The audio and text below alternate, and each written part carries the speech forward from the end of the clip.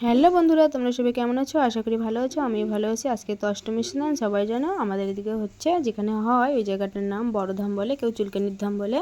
তো আমরা সবাই যাচ্ছি সাইকেলে। আমার কাকি শ্বশুর যাবে, আমার ননদরা যাবে।